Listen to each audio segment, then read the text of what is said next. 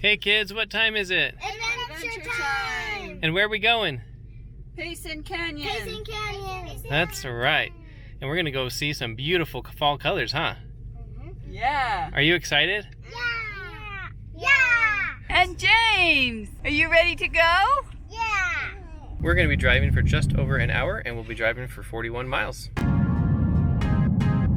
you excited, kids? Yeah. So excited? Yeah. We're almost there. We're just entering Payson Canyon now, and there are just beautiful fall colors, which I expected, fully expected. We're gonna see a lot of that, which is just gonna be awesome on this trip.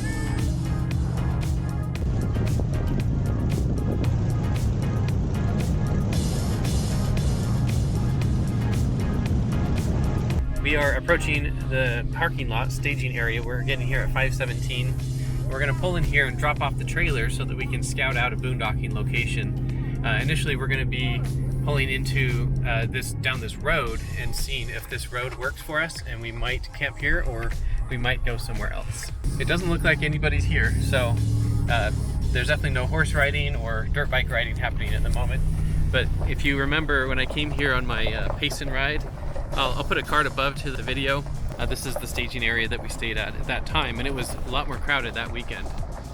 So we're gonna drive down that road after we take off the trailer. After scouting out several different locations, we settled on this one because there are fewer people in this area. In fact, there's nobody. And some of the other spots had people with loose dogs and whatnot. And then also the solar exposure here is really good, especially at this fire pit right here. There's relatively low trees here compared to some of the other places for the morning sun. And then it has perfect sun exposure throughout the rest of the day. So right now I'm leaving Jessica here to keep the spot reserved for us. Since this is boondocking, we don't have a way to reserve it, right? And I'm gonna go get the trailer. I've hooked back up to the trailer and we're gonna take it 5 minutes up the road to where Jessica is. I'm using the Level Mate Pro to get the trailer level, and this is our first time using it while actually boondocking, so that's kind of fun. And you can see I just got the side-to-side leveling perfectly level, so I'm happy about that, and I can see that up here in the truck, and I was just moving the truck forward and backward just a little bit until I got it perfect. So now I'm going to go put the X-chocks on it, and then of course I'll just use the tongue jack to raise that up at the front of the trailer. Looks like 7.75 inches. The tongue jack has been going up for a bit, and now it's getting there. There it is, perfect. So now I can stop the jack. The kids are moving around in the trailer, so it causes this to not show perfect, but you can see it's right on the edge of being perfect side to side and forward to backward. While filming our adventures, I use a variety of cameras for various purposes, and I need to keep them all charged up. Plus I have wireless microphones and various other things.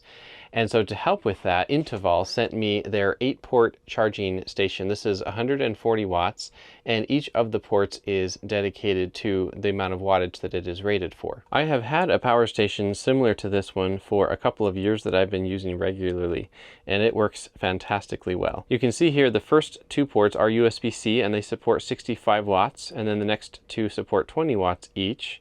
And those are also USB-C, and then we have 4 USB-A ports, and all 4 of them support 18-watt charging. And it comes with this 5-foot long AC power cord. I've now plugged in a sampling of things, and I have other devices that I could be charging right now as well. So I have my FLIR thermal imaging camera, my cell phone, my drone controller, a fan for the kids, my wireless microphones, my Action 3, my Insta360 camera, and over here on my laptop. And you can see I'm literally using every single one of these ports. Some of these are USB-A to C ports, some are to micro USB, and then all of these USB-Cs are to USB-Cs. Pretty much all of these use USB-C actually, except for the drone controller is micro USB. And if we look right here, you can see the laptop currently is pulling 46 watts, but I have used this before and it did pull up all the way to the 65 watts. And this is just such a useful thing to have when you have a lot of electronic devices that you're charging.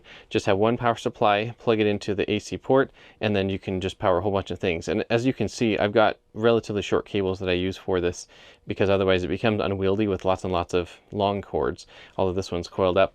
The rest of these are pretty much short cords. And then let's see how much overall energy it's consuming. Right now we're pulling about 13 watts on the trailer, and then if I plug in the Intoval power station, it's now starting to charge all those various batteries, which, keep in mind, of course, they have varying amounts of electricity that they need because they're at varying states of charge. And now it is at 156 watts or 151 watts as all of those devices continue charging. And when you're charging at high rates of speed, especially with the power in the laptop, it will get warm, but it's not so hot that it would be a problem, I don't believe. And it's been working great for me for a while now.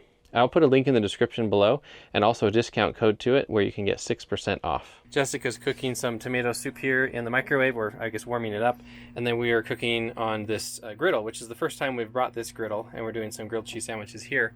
And looking at the energy consumption, we were at 100% when we left home, so it's we've used 6% since we got here. And you can see right now we're pulling 3,500 watts out of the battery. And up here you can see the inverters are pulling almost 3,000 watts right now. You have 1548 on the first inverter and 1,400 watts on the secondary inverter. And so I have the griddle on the secondary inverter and the microwave is on the primary inverter. And we really don't have much else going right now. So it's just those two things. This is also our first time camping with the Glowsteps here from Torklift, so the Glowstep Revolution, you can see right there. We installed these and used them in a campground recently, but pavement is different. So you can see here that they're perfectly level, and we have the 3-step version. We're on the downhill side right here, so this side of the trailer is higher than the other side. This is the side we leveled, so that's where the 3-step version comes in handy, but not necessary per se, because there are 3 levels of adjustability here, and it's in the top level. So this top step is close to the door jamb, and it could be lowered down 2 more notches. Also, in this case, the feet are adjusted all the way as short as they go, and we could of course adjust that, but we don't need to in this case. I'll put a card above to the video where I installed these steps and reviewed them. Something I haven't shown yet on this trip is how I transported the Talaria here with us in the bed of the truck. I don't yet have a receiver tray like on the back of the trailer, and so I needed to do it here in the bed of the truck. So I had to move some things around a little bit, and the tonneau cover had to be folded up, and that's how it was when we drove here, and that's all fine. If it was raining, we do have covers on our totes, so we should have been fine even if it rained. And then I had a strap going off in that direction that goes down to the bottom corner, and then I had a strap here in the back that's pulling backwards against the frame, and then there's another strap here on the fork that's going down to another anchor point. And it was totally rock solid steady, even when we were driving around on these crazy bumpy roads here in this boondocking area. And this is where one of the advantages of the Talaria being light comes in handy, because I was able to get up here by myself, and I should be able to get it down out of here by myself as well. It's only 145 pounds, and I could reduce the weight if I needed to by taking the battery out of it, but I don't need to. Shortly after arriving, we had some neighbors show up, and they parked their trailer and left, so who knows where they went. And you can see it's almost 7 o'clock and the sun is already setting. But I parked the trailer kind of across the entrance here of our alcove. Not that somebody would have joined us, but it just makes for a little bit of a nicer private area when you have the trailer blocking the view of people driving by. And then we have a fire pit here and a nice aspen grove here to play around in. And you can see the sun is just setting, and it's barely hitting the top of the mountains over there on the other side of the canyon. How's dinner, everybody? Good. So good. Yeah, delicious. James is a little outcast down here eating on the floor, but he doesn't know, or doesn't care. And after warming up dinner and cooking dinner, we're at 92% on the battery. We're at 0 solar now, and the AC loads are almost nothing right now because almost nothing's on. Looking outside, it is 40 degrees. If we were just riding the Talaria around in the dark and it was really cold, and inside here it's 67, which is kind of cold sounding, but compared to outside, it's really hot in here. Hey, what are you guys playing? Sleeping Queen. Sleeping Queens. Yeah. James is playing All right. banana gram. 1, 2. Yeah, James is playing banana gram. 5, Awesome. 6. It's bedtime. So we have somebody sleeping over here tonight in the dinette, and then we have 2 kids sleeping back here on the top and the middle bunk. We have too much stuff on the bottom bunk in the back corner, so they're not sleeping on that one tonight. Okay, hey Batty. And here we go into bed. We're at 88% still on the battery, and it's only 8:24 p.m. I'm going to probably be turning on the mini split and leaving it on all night, probably around 70 degrees, but I haven't actually done that yet. Good morning, girls. Good morning. How did you sleep? Good. I How- slept here. How was the temperature? Good. Yeah? The mini split was set to 68 degrees most of the night, but around 3:30 in the morning I changed it to 70 degrees because it was getting a little chilly. And looking at the battery on the trailer, it's at 54%. And you can see that the mini split is pulling about 474 thereabouts. It bounces around. Right now it's still set to 70 degrees, but I'm about to turn it up and warm it up in here a little bit more. But the actual temperature in here is 71.2, and the outside is 32.7. And this is our view outside. The sun is just starting to come up, and there's a cow out there, and we have some neighbors, but they didn't stay the night, they just left their trailer. This is the frost this morning on the tonneau cover of the truck. Pretty substantial, and we're still in early October. We all came out and we wanted to start a fire, so we're gonna do that. We've got the beginnings of the fire put together. We have some paper down in there and some dry kindling, and we're going to start it with this VEHHE electric starter. So this is kind of a fun thing here. Lydia, do you want to open it? This company sent this to us to test out, so this is our first chance to do that. So Lydia is going to try starting the fire, and this is using an electric arc instead of butane or some other fuel to start the fire. It is burning the paper, but the paper is a little bit damp, I think. The cool thing about this that is kind of a fun concept is we can recharge this from the electricity of our trailer. So in theory, we could just keep using this lighter for a long time and never actually have to go buy a new one. At least not for a really long time. All right, we got it going with this lighter. It worked. We did get the fire lit with this, but it wasn't quite as quick as a normal flame lighter. We'll keep experimenting with this and see how well it keeps working on this trip and other trips. Something else I should also point out is it has a battery indicator. So if you turn it on, you can see right now the battery is almost dead. And then on the bottom of it is a micro USB port, and they did supply it with this short micro USB cable. And then also the end of it is bendable, so you could get it bent in the right orientation when you're trying to put it down into the fire. I have plugged the lighter in here to the USB ports that are just on the side of our trailer on our nightstand. These fire blow sticks that the girls are using, I'll put a link in the description below to those as well. The girls always have a ton of fun blowing the fire with them. You're playing a flute? I'm playing a flute. We're still over here playing with the fire, and it's now 9:17 a.m. and you can see the sun is just starting to hit the trailer in a patchy way. So let's go inside and see how much power we're getting from the sun. So we're now getting just 100 watts from the solar, but it'll be going up from here a lot. And we're down to 37% on the battery now. We ran the mini split at 75 degrees, and I also ran the water heater, which was off all night, so it actually was on for a long time, pulling a lot of energy, heating the water back up. The Talaria battery is down to 54%, so I'm going to go ahead and charge it up since we're going to be riding it a bunch today.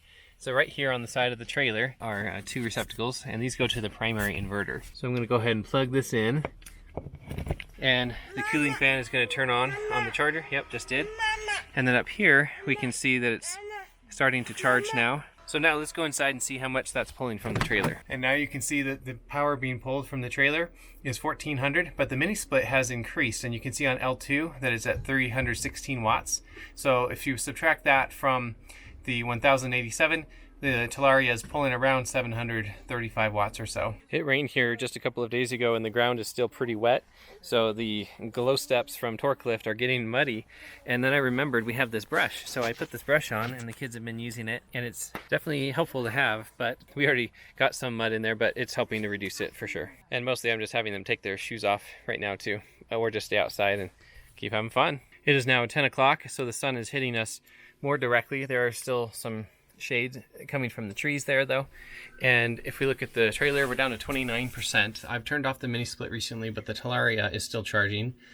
And so the majority of this is the Talaria. But we are now getting 647 watts of solar, so that's excellent.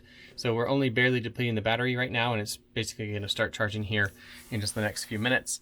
This is the first e-bike I purchased, and it's been working great for us. It has a gigantic, just over 1 kilowatt hour battery, and it really expanded the range of my biking.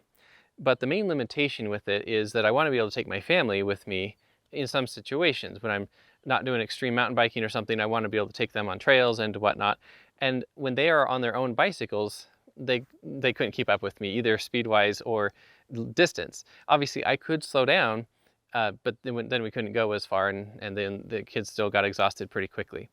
So I then added this Talaria Sting R MX4 to my fleet, and it's been a ton of fun. It works more as a motorcycle, but it's an e-bike, and we're able to charge it off of the trailer, which you can see right here I'm doing right now.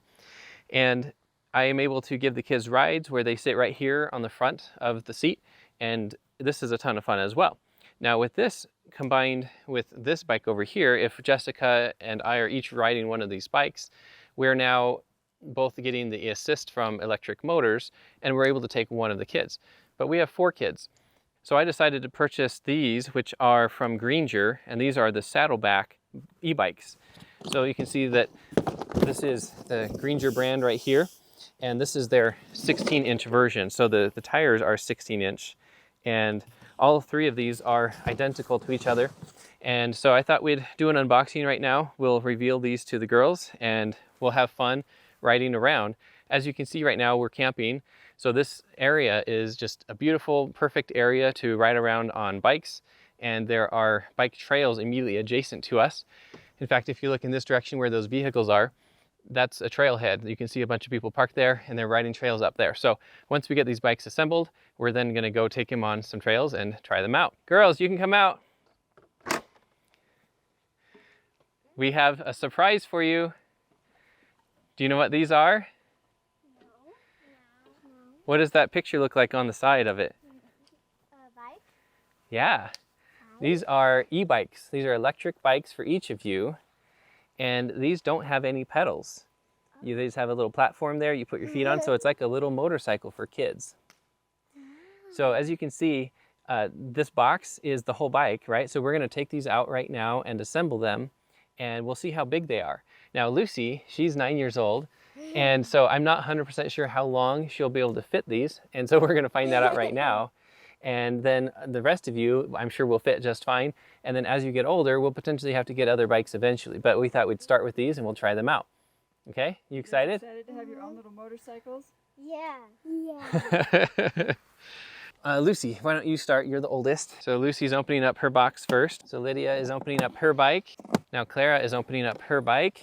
So pull back on these flaps right there.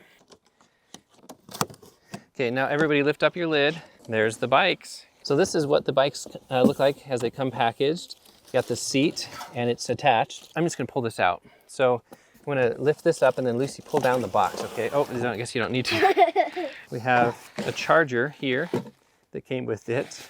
So go ahead and hold that. This is how it comes packaged. You can see that they've zip tied the tire here to the frame, and they have padding on the frame here and cardboard here. So they've done a great job making sure nothing gets worn or scratched in shipping. I'm gonna go across all 3 of these bikes and get these parts taken off, and then we'll continue the assembly. Here we have Lucy just taking some of the wrapping off her bike. And Lydia doing the same thing. And Claire's also getting some of the wrapping off of her bike. We finished taking off all of the packaging, or most of the packaging anyway, and this is the axle of this saddleback. So we're gonna undo the nut off the end of it. There you go. And you can see that there is a spacer, a washer, and then the nut, and then same thing on the other side. So I'm going to pull off this protective cover here for the fork, and then make sure that this fork is turned forward. You put this on like this, and the axle go ahead and go through first. Put the spacer on, and then the washer. And then we put the spacer towards the hub. We want to put the fork between the washer and the spacer. And then we tighten down the nuts on both. And in the manual it says how many foot-pounds of torque to put on this. Just if you know what that feels like, then just do it by feel. And this is a 15mm wrench. Now the tires come low pressure. This is, I don't know, 3 PSI or something. So you'll need a pump to fill them up. And then what you'll need to do is there are 4 bolts right here. These are Allen head. You can just swivel it down. So when that swivels down, then you can bring the fork up. And the brake is supposed to be on the left side, the way this was designed. So the 4th one, if you bring it out just all the way out, then you can swivel this cap back around and then tighten that back down and then put in the other bolts. You want to make sure that you tighten them in a cross pattern. So right now I am tightening this one in the bottom corner.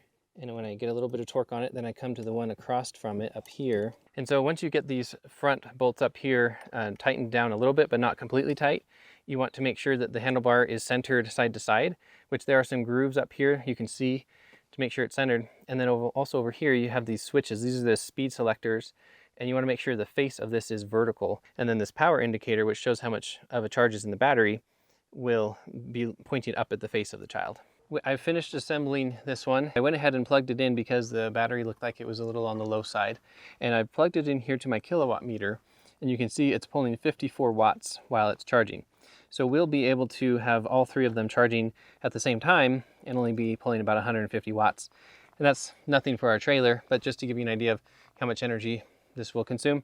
And we'll do tests later with the full amount of energy that this takes to fully charge it. If you look right here on the side of the battery, it shows that this stores 105 watt hours, and that's at 22 volts, 4.8 amp hours. And online it said that you'll get about an hour to an hour and a half of riding on that 105 watt hours. And this is, as you can see, a lithium ion battery. And the battery, interestingly, is in the seat post.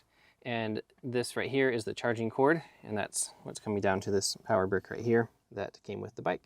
And this input can handle anywhere from 100 to 240 volts at either 50 or 60 hertz, and it's pulling 1.5 amps in that case. So this could be used in other countries, not just the United States. There is an indicator light here, but it is pretty hard to see in the daylight. You can barely see right there that it's red. They're all fully assembled now, and they're all plugged in and charging. So let's go inside and see what the energy system looks like in the trailer. We're now getting 1,263 watts of solar, and our trailer battery is up to 37%, and we're charging it at the rate of 997 watts. And so you can see up here in the top right corner that the charging of the kids' bikes is all on L1. That's 170 watts right now. That's pretty much the only thing that's in the trailer right now that's using electricity, is the charging of those 3 kids' bikes. While these bikes are charging, I'm going to go ahead and air up all 6 tires. If you look down here at my travel pump, it indicates that they are at 4.5 psi from the manufacturer. And I'm going to go ahead and start with 10 psi on them and see how well that works while we're off-roading here. The tire itself, it up here says maximum 35 psi, but on the type of riding that we're doing here on trails, we definitely don't want that. That'll be a harsh ride. So I'm going to go ahead and turn this on, and that will charge up to 10 psi and then turn off, and you can see it's getting up there real fast, just like that.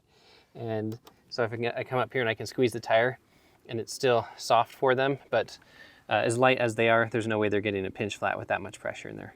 And also this pump is being powered from the 12-volt power port here on the side of our trailer, which is kind of fun. We're charging all the things and powering the pump. We are going to go out on a family ride, so I needed to make sure all of the bikes are fully charged. So I'm charging up this one as well because it is currently not fully charged.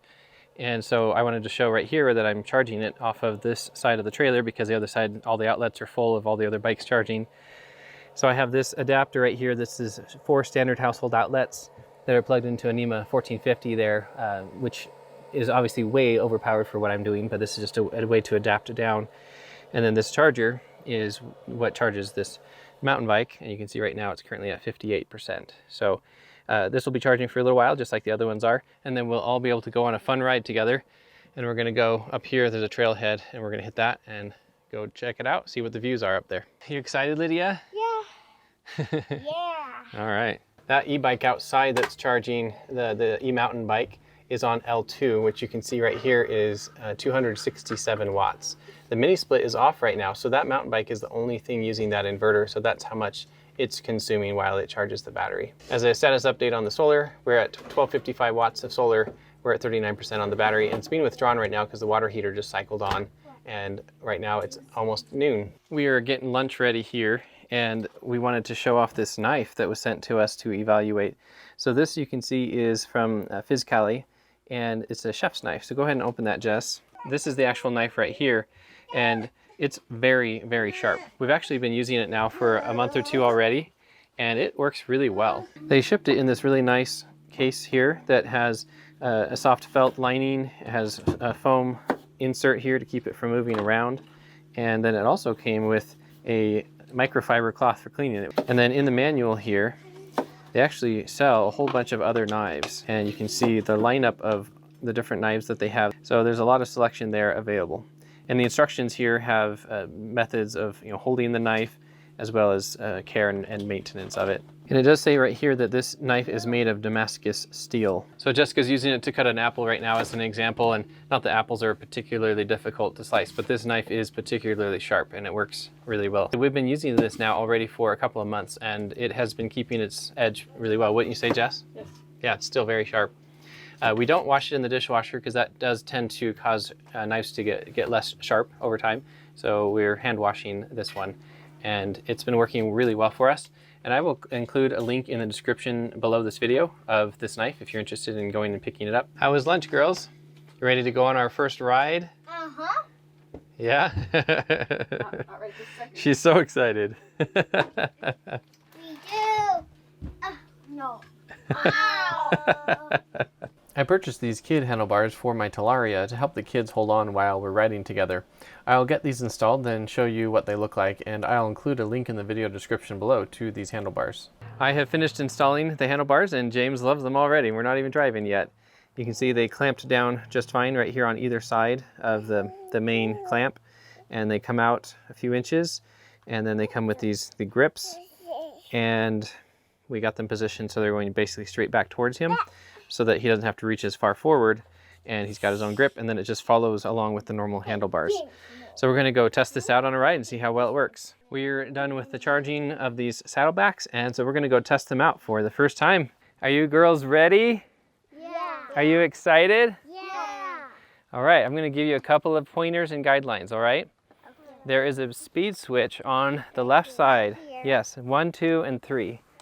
And I don't want you to touch that right now. You're learning, and we want to have you get the feel for how it is first. So leave it on number 1. Also, when we're on the trails, if there are any horses, then just stop or follow me, okay? If there are any obstacles like big rocks or roots, just try going over it if you can, but slowly, and just keep twisting your throttle and see if it will get over it, okay? And then I'll give you some other pointers as we ride. To turn these on, first what we have to do is there's a button down here, right there. Go ahead and push it, Lucy. Yeah, push it in, and then it'll stay pressed in. Yep, it's on now. Mine's So then, on. okay, then the next thing to do is you push this red button right here. Where? Yep, right there. And now you can see up on the battery indicator, it shows that it's full. So that's good. Pretty much. Okay. And then I clicked on it. over here, there's this P button, Lucy. See that P button? Push that. P button? Yep. P button. Okay, so don't go anywhere yet, Lucy. Now push the P button. So, okay, Lydia's ready. That's right. Yes, go ahead and push it. All right, go ahead and twist it a little bit. Oh, there you go. So you're getting the hang of it. You can see how it's going. Okay, go ahead and go, Clara. Ride around and get the feel for how the bike reacts.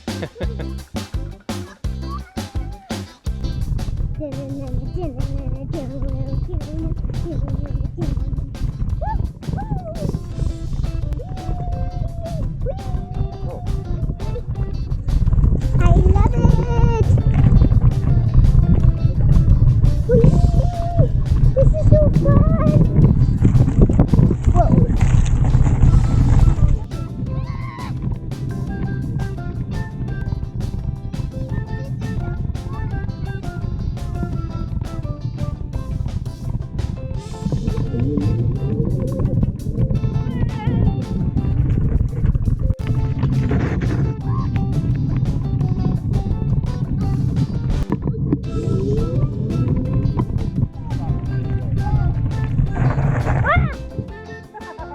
My tire like I braked and then my tire turned.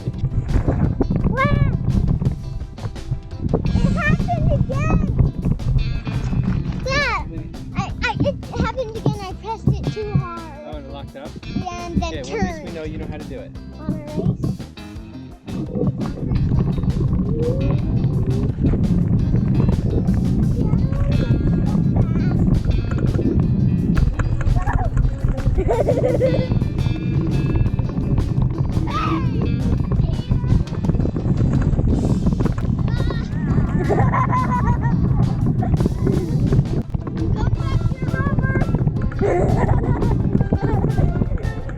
If I pass you, then I caught you.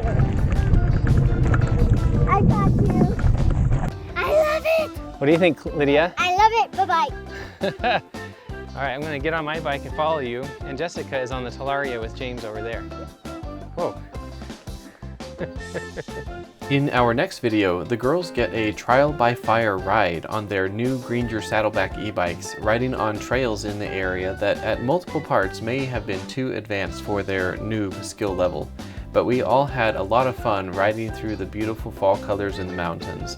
If you haven't already subscribed, then I recommend you do so and change the bell notification icon to all to ensure you get notified when our next video publishes. Thanks for watching, and we'll see you in the next video.